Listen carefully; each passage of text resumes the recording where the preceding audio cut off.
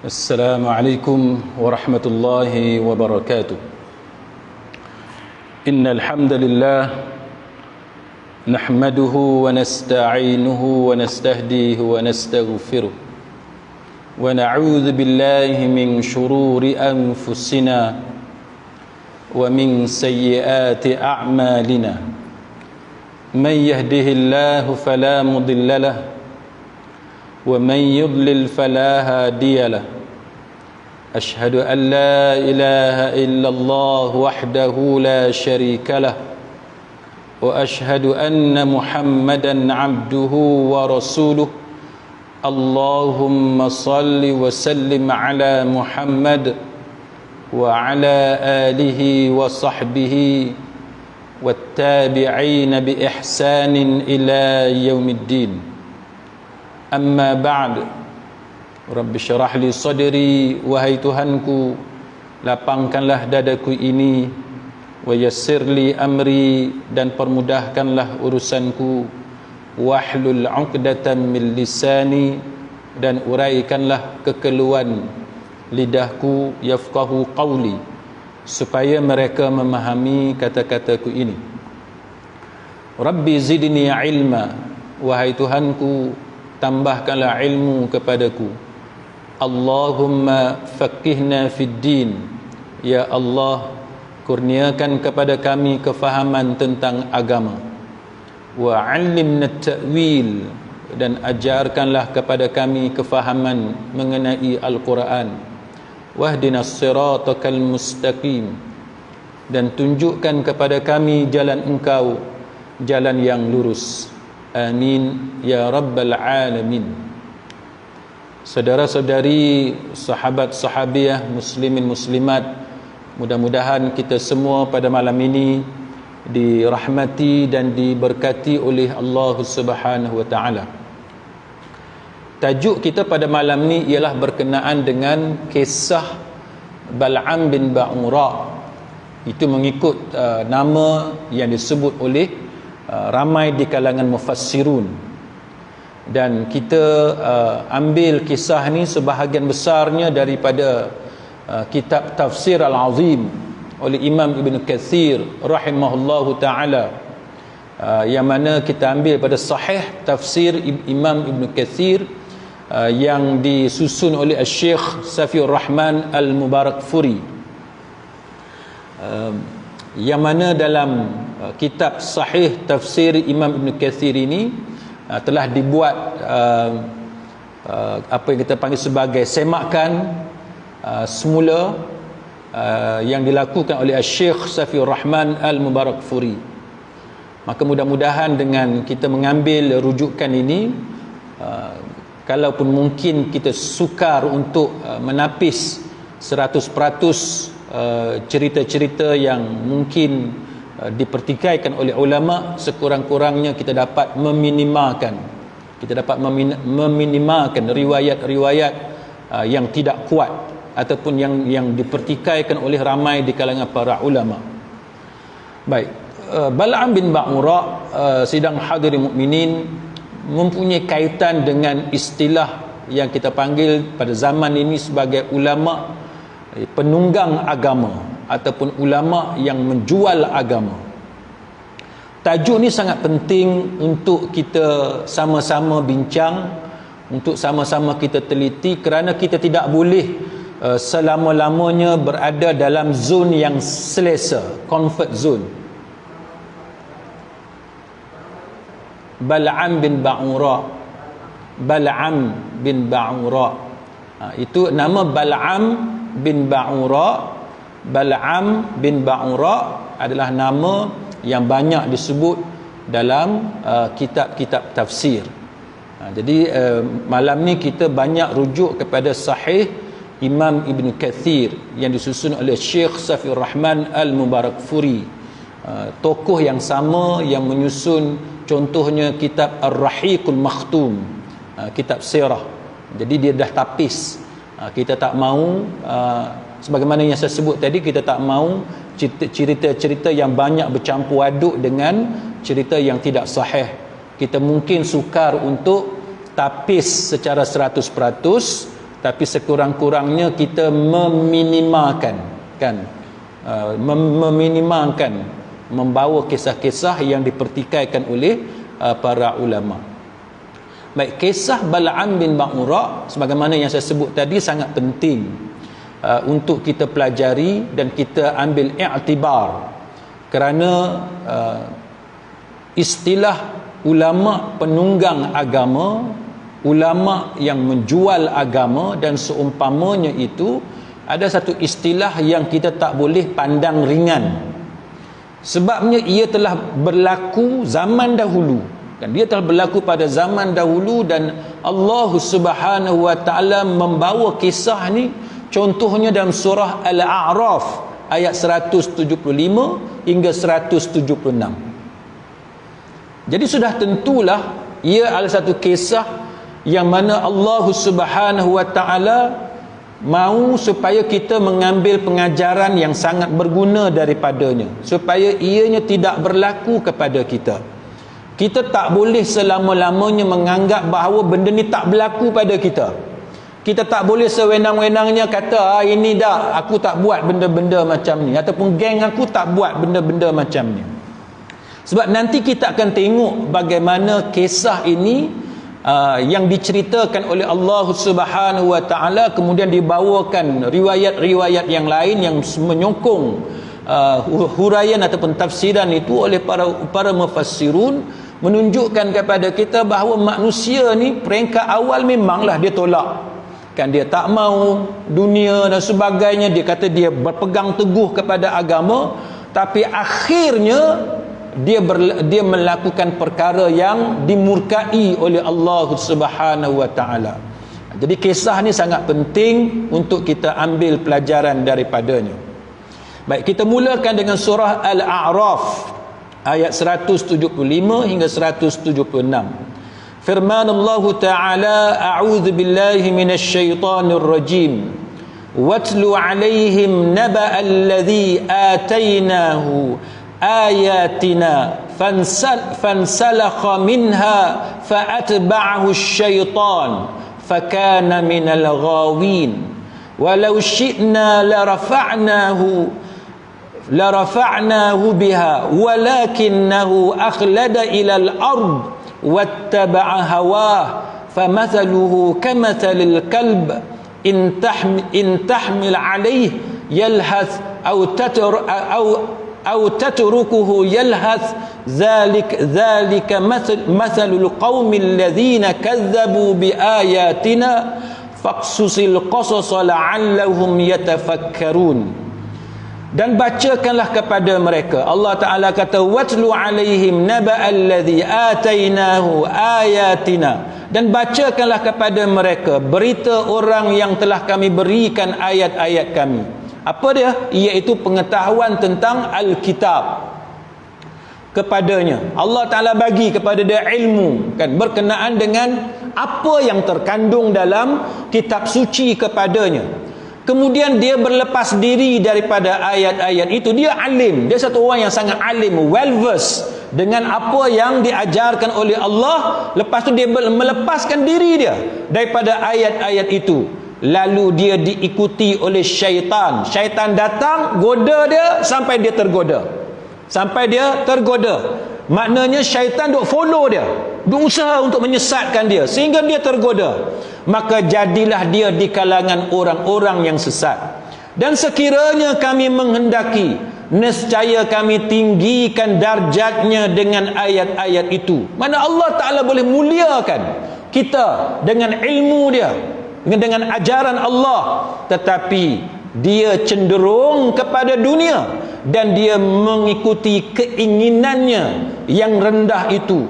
Maka perumpamaan yang Allah Ta'ala buat kepada orang yang macam ni, orang alim seperti ini, adalah seperti anjing yang mana jikalau kamu menghalaunya, dia menjelirkan lidahnya, dan jikalau kamu membiarkannya, dia tetap menjelirkan lidahnya juga. Itulah perbandingan orang-orang yang mendustakan ayat-ayat kami. Maka ceritakanlah kisah-kisah itu agar mereka berfikir. Allah Ta'ala suruh supaya diceritakan kisah-kisah ini supaya manusia sama-sama fikir. Dan kita jangan ambil mudah dengan apa yang disampaikan kepada kita oleh Allah Subhanahu wa Ta'ala ini. Jadi ramailah di kalangan para ulama tafsir yang membawakan kisah-kisah ini dan mereka mengulas tentang ayat ini yang merupakan satu bentuk berita, cerita yang Allah Ta'ala sampaikan kepada Nabi kita Muhammad sallallahu alaihi wasallam tentang satu orang yang hidup pada zaman Nabi Musa alaihi salam. Dia hidup pada zaman Nabi Musa alaihi salam dan ramai di kalangan mufassirun mengatakan bahawa orang ni nama dia adalah Bal'am bin Ba'ura. Walaupun dalam Quran tidak dinyatakan dengan jelas secara spesifik nama dia siapa, tetapi banyak di banyak kitab-kitab tafsir yang mu'tabar termasuk dalam Imam Ibn Katsir dan sebagainya yang menyebut bahawa namanya adalah Bal'am bin Ba'ura.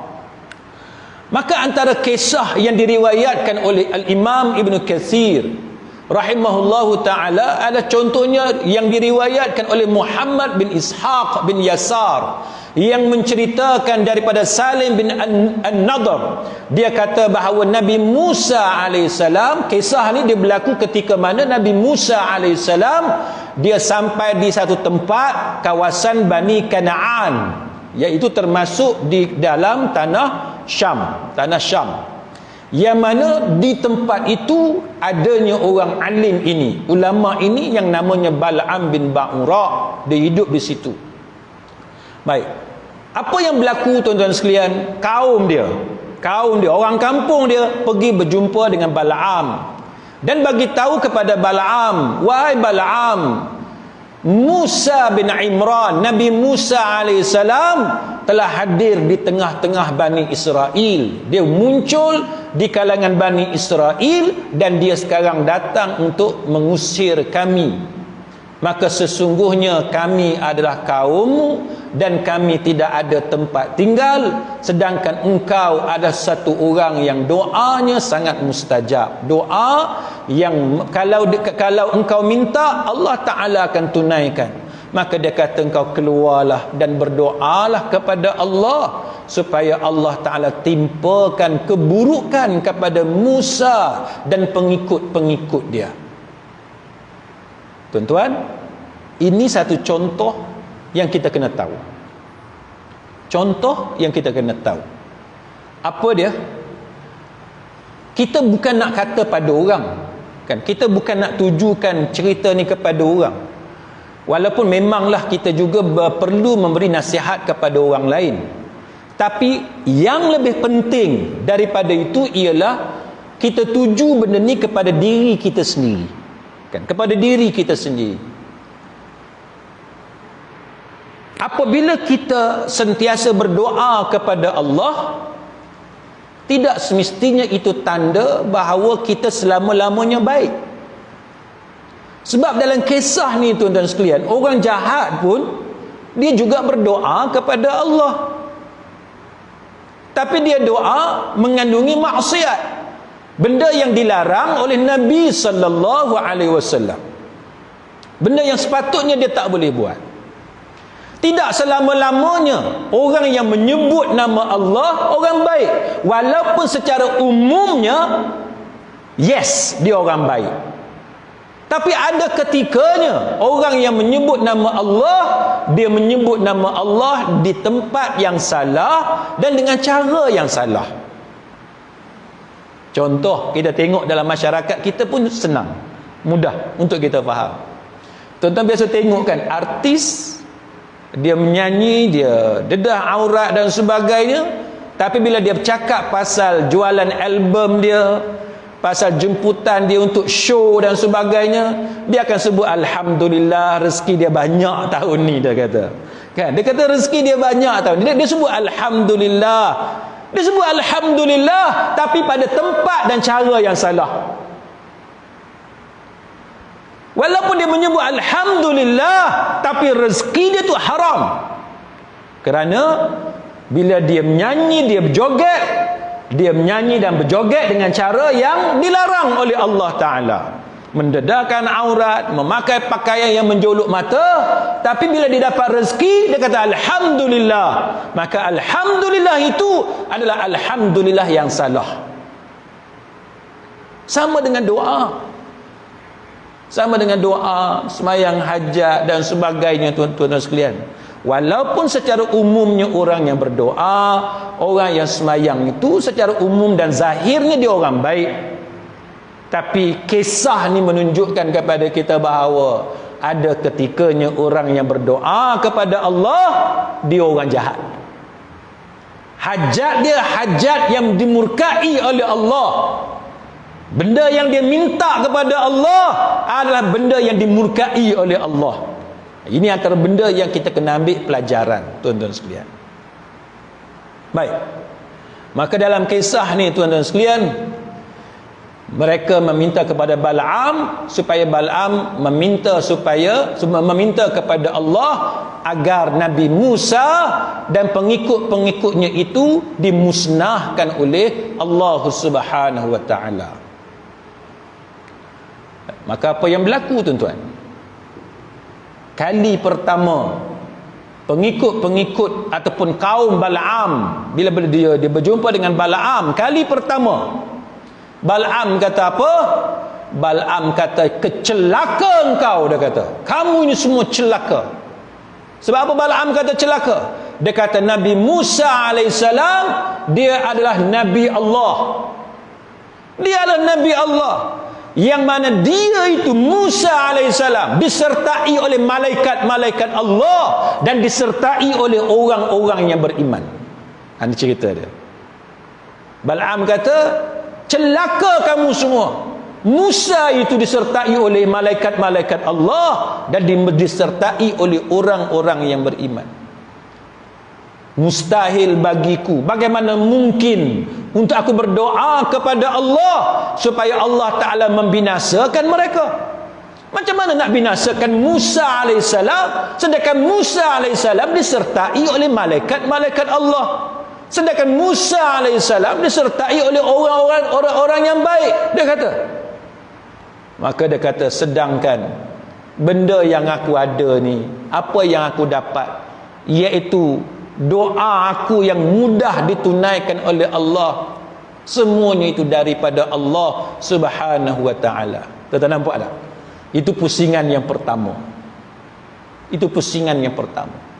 Maknanya apa? Maknanya pada pusingan yang pertama, dia dapat bertahan daripada permintaan kaum dia.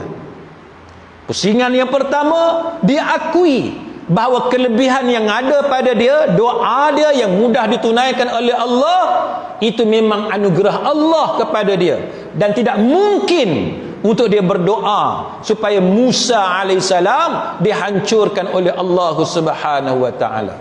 Dia sedar itu benda yang salah, yang dia tak boleh melakukannya. Apa yang berlaku, tuan-tuan? Kaum dia insist, minta juga, merayu dengan dia, bagi tahu. Sehingga akhirnya, tuan-tuan sekalian, bila pujuk lepas pujuk, merayu dan sebagainya, akhirnya Bal'am bin Ba'ura setuju. Sebab dia dipujuk oleh kaum dia. Ini menunjukkan apa kepada kita, tuan-tuan? Menunjukkan kepada kita bahawa orang alim, jikalau dia tidak dapat bertahan dengan prinsip tegas dengan kebenaran, maka dia boleh sesat kerana mengikutkan kehendak orang yang merayu kepada dia. Jadi kita kena bertahan, tuan-tuan sekalian.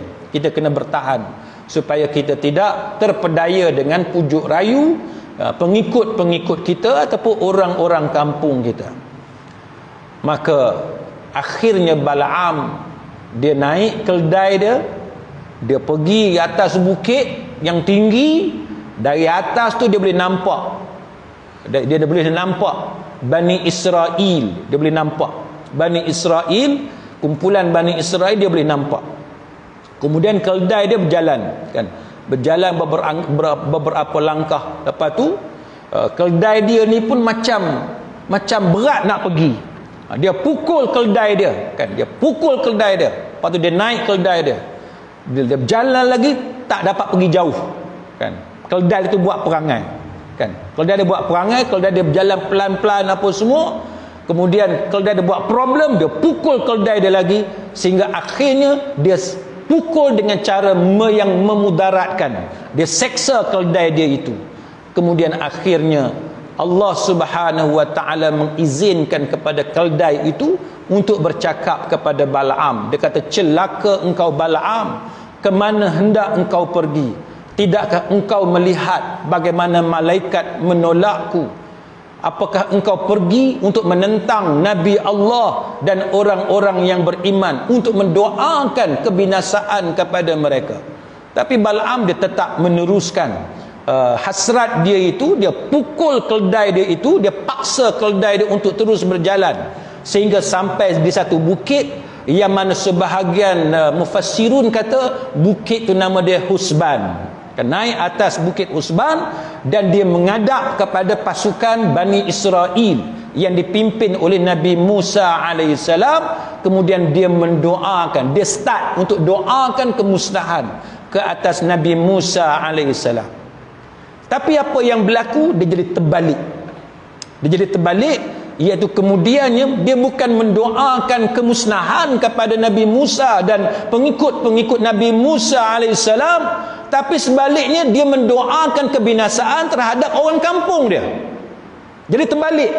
Sepatutnya dia mendoakan kebinasaan kepada Nabi Musa dan pengikut Nabi Musa, tapi yang keluar daripada mulut dia, daripada lidah dia, ialah dia mendoakan kemusnahan kepada orang kampung dia sendiri.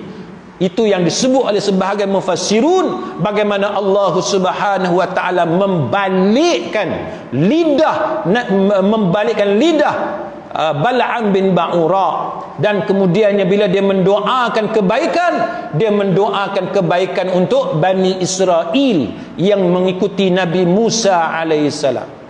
Jadi kaum dia yang duk tunggu dia mendoakan kemusnahan kepada Nabi Musa alaihissalam, bagi tahu kepada dia, wahai Bal'am, engkau mendoakan kecelakaan ke atas kami, sedangkan kami meminta kepada engkau supaya mendoakan kecelakaan ke atas Musa dan pengikut-pengikutnya, dan engkau mendoakan kebaikan kepada Musa, sedangkan kami meminta engkau mendoakan kebaikan untuk kami. Jadi dia jadi terbalik. Jadi kaum dia menegur Bal'am. Maka Bal'am kata, inilah perkara yang di luar daripada kawalan aku yang telah ditakdirkan oleh Allah Subhanahu wa taala. Maka setengah-setengah riwayat yang dibawakan oleh para mufassirun, sebahagiannya menceritakan bahawa lidah dia terjelir keluar sampai ke dada dia, kan, turun sampai ke dada.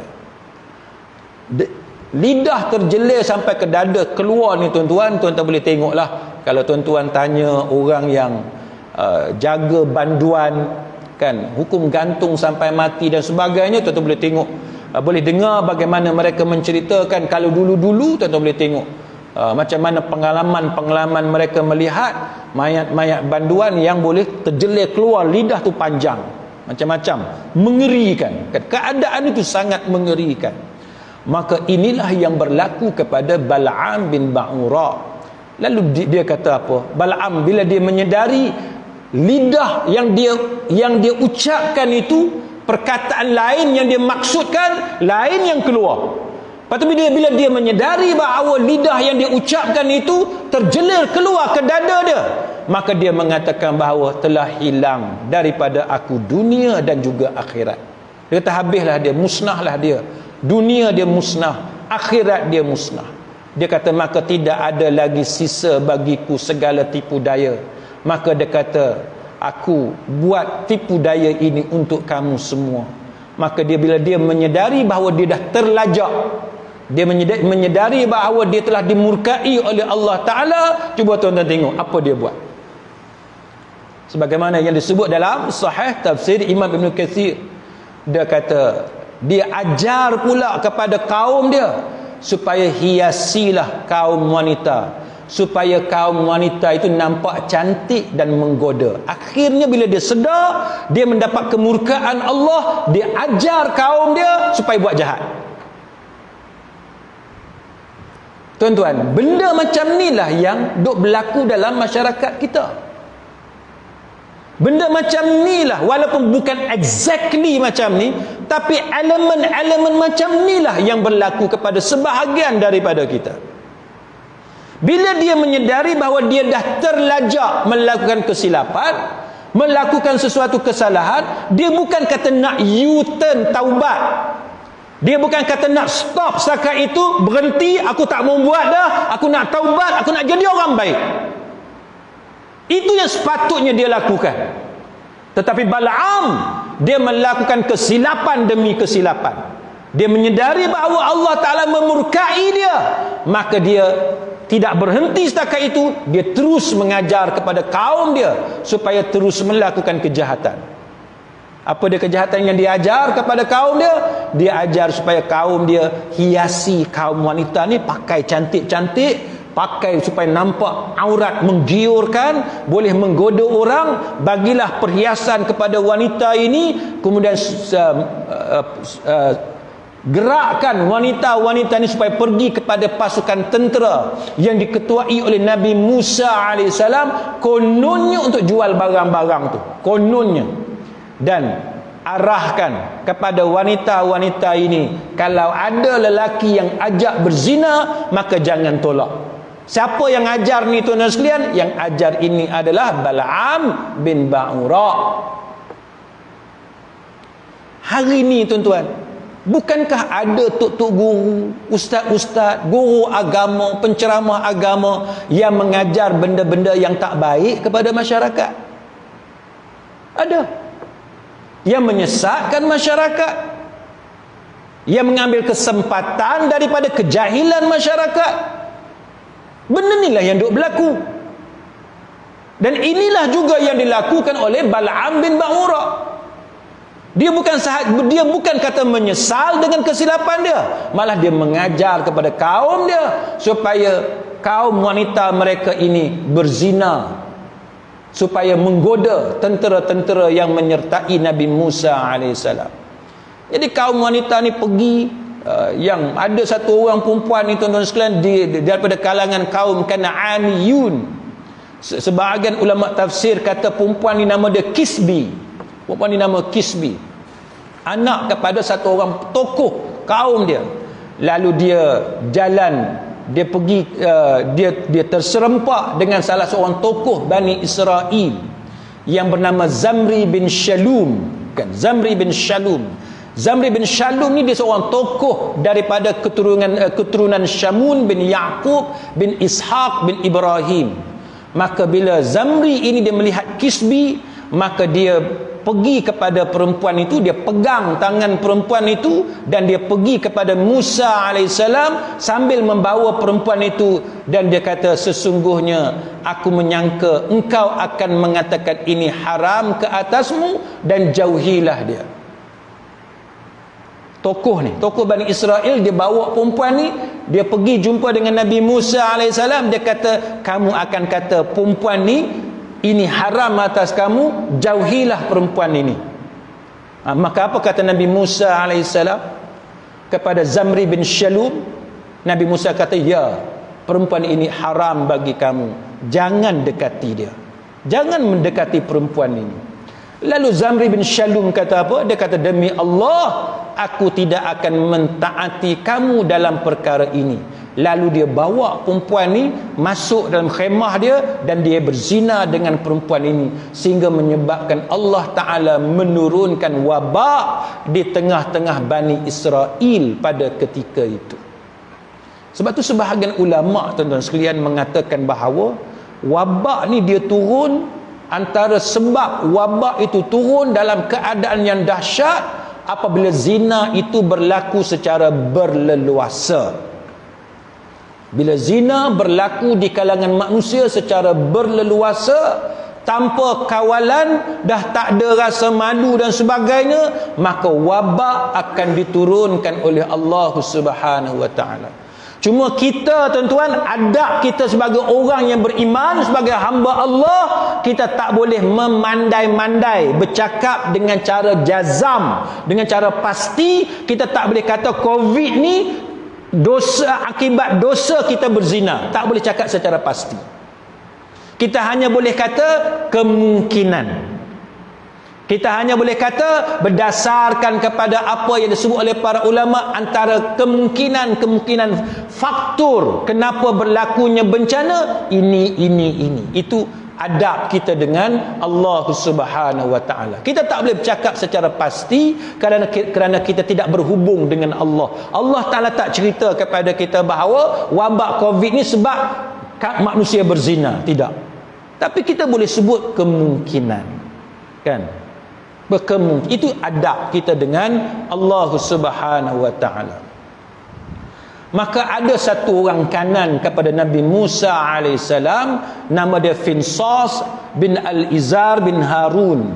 Dia ni orang kanan kepada Nabi Musa alaihissalam, dan tubuh dia sangat besar, tuan-tuan. Tubuh dia sangat besar. Dan dia berada di tempat Zamri bin Shalum yang melakukan perbuatan zina itu. Maka ketika mana dia datang, ta'un itu merebak di tengah-tengah Bani Israel. Dan bila Finsas dia mengetahui Zamri bin Shalum melakukan dosa zina itu, dia ambil tombak. Sebagai mufassirun mengatakan bahawa Finsas dia mengambil tombak, dan yang tombak itu daripada besi, dan dia tikam kedua-dua orang itu dengan menggunakan satu tombak. Dan dia membawa mayat itu dalam keadaan tombak itu menikam kedua-dua orang yang berzina itu. Itu mengikut kisah yang dibawakan oleh sebahagian daripada mufassirun. Dan dia mengangkat dua-dua mayat itu tinggi, dia angkat, dia julang mayat tersebut, dan dia mengatakan bahawa, ya Allah, inilah yang kami akan lakukan kepada siapa yang bermaksiat kepadamu. Dan sebahagian mufassirun mengatakan bahawa selepas itu penyakit ta'un diangkat oleh Allah Subhanahu wa taala. Maknanya hilang daripada Bani Israel pada ketika itu. Sebahagian mufassirun kata yang mati menjangkau 70,000 orang pada waktu itu. Kita ni dah berjuta kan, wabak COVID-19 kita dah berjuta kan. Ada yang kata 20,000 orang dan sebagainya. Jadi itu antara perkara yang diceritakan oleh para mufassirun tentang apa yang berlaku. Jadi Bal'am bin Ba'ura, kisah ini Allah Subhanahu wa taala ceritakan kepada Nabi Musa alaihissalam, tetapi tidaklah sedetail sebagaimana kisah yang kita baca sebentar tadi yang disebut dalam kitab-kitab tafsir. Baik, apa dia pelajaran yang kita boleh ambil daripada kisah ni, tuan-tuan? Antaranya ialah agama bukan benda yang kita boleh buat main-main. Agama bukan barang dagangan. Agama bukannya bahan komoditi yang kita boleh jual beli. Kita tak mau, kita jual dia. Kita mau, kita beli dia. Agama bukan barang komoditi, bukan barang yang kita boleh jual beli. Sebagaimana fatwa, kita tak boleh jual beli fatwa. Kita rasa benda ni merugikan parti kita, merugikan kumpulan kita, merugikan orang kita, kita buang fatwa tu, kita ambil fatwa lain. Tak boleh kita buat benda yang macam tu. Agama, kalau kita yakin dengan satu-satu ijtihad, satu-satu fatwa, kita kena pertahankan fatwa itu. Kita kena pertahankan hukum yang kita yakini. Tak boleh dengan sebab benda ni merugikan puak kita, kita buang benda tu, ijtihad itu kita buang, kita ambil ijtihad lain. Tak boleh. Di kalangan scholars, di kalangan para ulama, para fuqaha, mereka menyebut tentang fenomena yang dipanggil sebagai fatwa shopping. Kan? Duk cari fatwa. Hukum mana yang sesuai dengan aku ambil. Hak mana kita tengok fatwa hukum yang tak sesuai dengan aku, kita letak tepi, cari hak lain. supaya akhirnya kita jumpa fatwa atau hukum yang sesuai dengan apa yang kita buat. Yang ni salah. Tak boleh kita buat benda macam ni. Yang ni salah, tuan-tuan sekalian. Kalau kita tengok apa yang diberikan contoh kan oleh ramai para ulama tentang fenomena shopping fatwa ni, benda yang merugikan kita, kita tak ambil. Kita cuba cari juga pendapat-pendapat lain supaya masuk selari dengan apa yang kita buat. Kalau kita tengok, tuan-tuan sekalian, kan, para ulama dah bagi amaran tentang fenomena seperti ini. Contohnya Imam Ibn Abdul Bar yang merupakan tokoh dalam mazhab Maliki. Dia kata apa? Dia kata apabila kamu mengambil setiap pendapat yang paling dhaif daripada para ulama, maka dia kata terkumpullah segala kejahatan. Dan ini adalah kesepakatan para ulama. Kita tak boleh, tuan-tuan sekalian, bila kita nak buat satu benda, kan, kita nak buat satu benda, yang kita utamakan apa yang kita buat. Hukum kena ikut kita. Yang ni salah. Bukannya hukum ikut kita, kita yang kena ikut hukum. Ibadat kita ke, akidah kita ke, politik kita ke, muamalat kita ke, kita berinteraksi dengan manusia dan sebagainya, kita yang kena ikut hukum yang paling kuat. Jangan sekali-kali sebab aku suka cara macam ni, maka walaupun itu bertentangan dengan hukum, dengan qaul mu'tamad, kita abaikan qaul yang muktamad, pendapat yang kuat kita abaikan, kita cuba cari juga kok ada pendapat-pendapat lain yang boleh kita selarikan dengan apa yang kita lakukan. Yang ni tak boleh buat. Tak boleh macam tu. Ini adalah amaran yang dibuat oleh Imam Ibn Abdul Bar. Kalaulah kita duk ambil semua pendapat-pendapat yang lemah, pendapat yang terpencil apa semua, sebab untuk menjustifikasikan apa yang kita lakukan, maka dia kata berkumpullah segala kejahatan. Akan berkumpul segala kejahatan. Tak boleh kita buat benda yang macam tu. Berkata Al-Imam An-Nawawi rahimahullahu ta'ala, Imam Nawawi kata apa dalam Majmu' Syarah Muhazzab, dia kata bahawa kalau kita ni ambil setiap pendapat yang lemah di kalangan para ulama, Imam An-Nawawi kata kalau seseorang tu dibenarkan untuk ambil apa-apa pendapat yang dia suka, bukan dia ambil pendapat yang kuat, pendapat yang muktamad, tapi pendapat yang dia suka, yang sesuai dengan dia, maka dia kata sudah tentulah perbuatan ini akan membawa kepada keinginan mencari rukhsah dan keringanan dan kemudahan dalam pendapat-pendapat ulama. Akhirnya kita duk cari benda-benda yang paling mudah, yang sesuai dengan apa yang kita lakukan. Dan dia kata perbuatan ini sebenarnya mengikut nafsu semata-mata.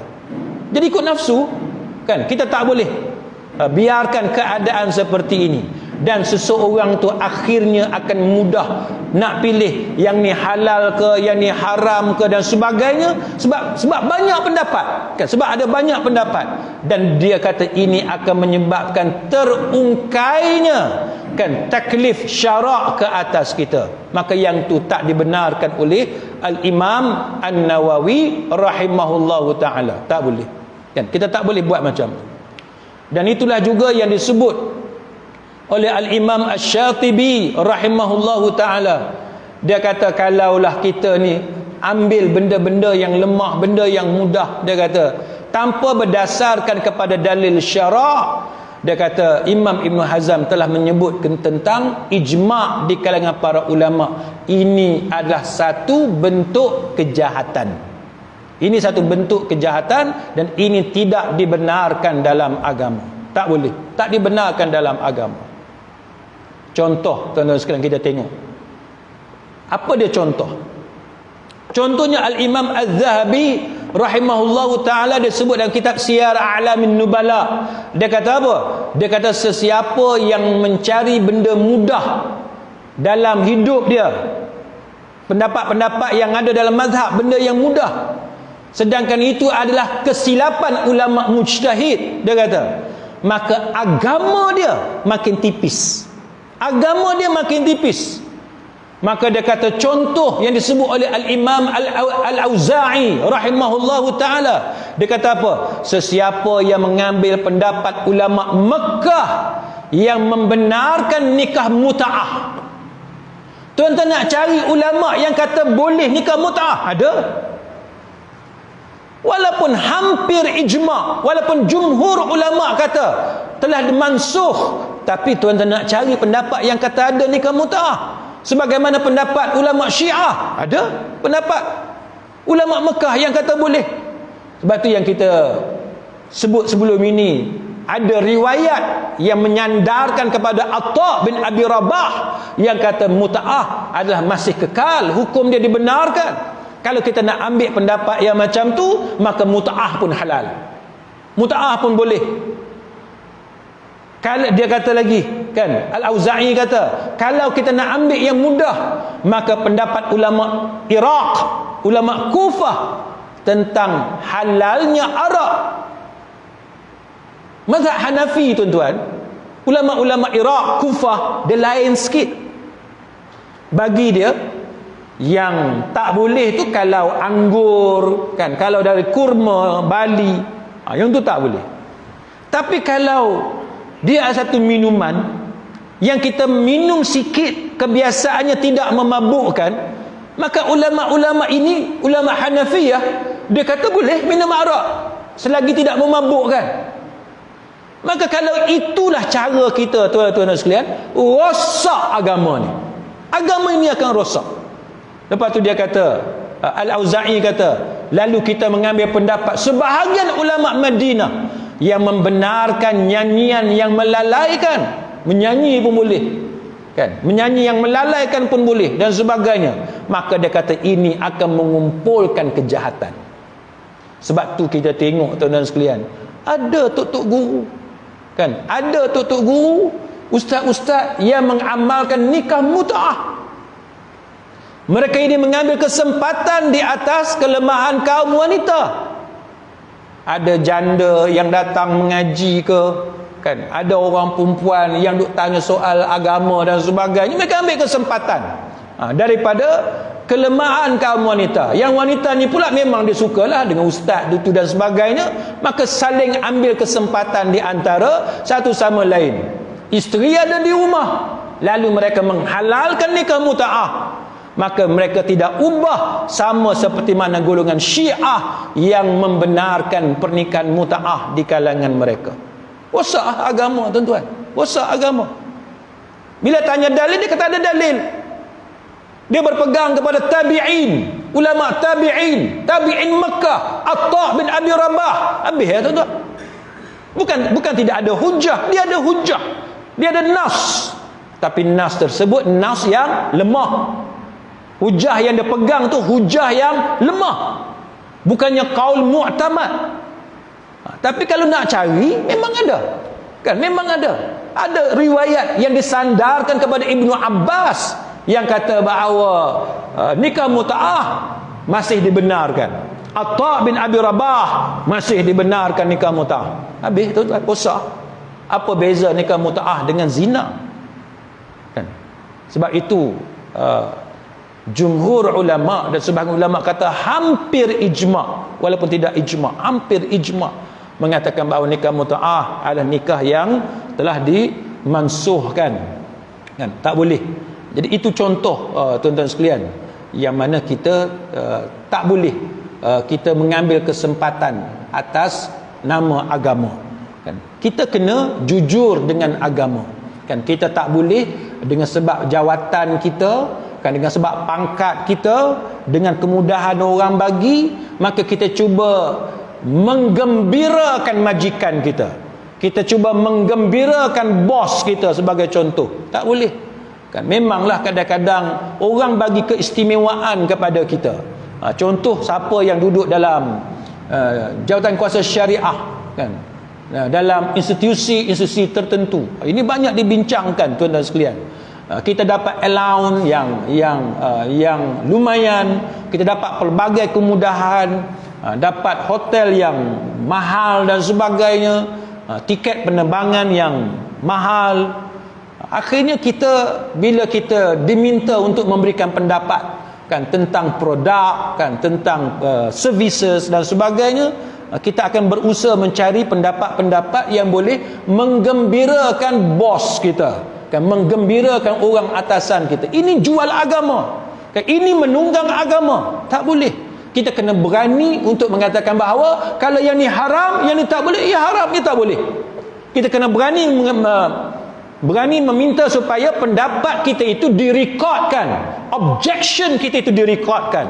Ini yang patut kita buat, kan? Sama juga dalam politik, kan, dalam hubungan kita dengan manusia, interaksi kita dengan manusia dan sebagainya. Kalau kawan kita sendiri dan sebagainya melakukan kesilapan, kita kena berani mengatakan bahawa ini haram, ini bertentangan dengan agama dan sebagainya. Memanglah senang kita nak cakap, tuan-tuan, tapi bila benar-benar berlaku, susah. Tengok macam kes SPRM, susah, tuan-tuan. Bos nombor 1, bos nombor 1 dituduh. Kita belum tahu lagi keadaan sebenar. Dituduh, dikaitkan dengan satu apa kita kata quote and quote sebagai tidak sepatutnya dilakukan oleh orang yang berada pada kedudukan itu. Tiba-tiba ada 2-3 orang hak bawah dia keluarkan kenyataan sokong. Macam mana, tuan-tuan? Sedangkan kalau rakyat biasa ni kena serbu, pejabat kena serbu, rumah kena serbu, kan? Itu orang biasa. Maka sepatutnya institusi seperti itu memberikan contoh terbaik. Kalau bos dia sendiri, dia ada cara macam mana untuk dia tangani keadaan seperti itu. Maka sebab tu, tuan-tuan sekalian, kita dalam bab agama ni, nombor 1, tuan-tuan, ibda' bin nafsik. Apa-apa kita mula dengan diri kita, kan? Kita jangan mudah nak tengok orang, kita tengok diri kita. Adakah kita ni mempermainkan agama, mempermainkan hukum hakam agama dengan sebab penghargaan yang orang bagi pada kita, kan? Kadang-kadang orang nak pujuk kita, tuan-tuan, dia bagilah kita melancung mana-mana, kan? Bagi package haji yang mahal, kan? Package haji VVIP dan sebagainya, package umrah yang mahal. Akhirnya kita rasa terhutang budi dengan orang macam ni. Kadang-kadang orang korporat ni, tuan-tuan, dia pandai nak tackle, dia tahu hantar hamper, kan, bagi macam-macam hadiah dan sebagainya, layan kita, bawa pergi makan tempat yang special, kan, pergi melancung sama-sama, pergi umrah haji sama-sama. Kita rasa terhutang budi. Akhirnya kita susah untuk menyebut kepincangan ataupun kecelaruan yang dilakukan oleh mereka. Sebab tu, tuan-tuan, kita jangan terpedaya dengan tekanan yang dilakukan oleh kawan-kawan kita sendiri, oleh kaum kita sendiri, oleh puak kita sendiri, sebagaimana yang berlaku kepada Bal'am bin Ba'ura.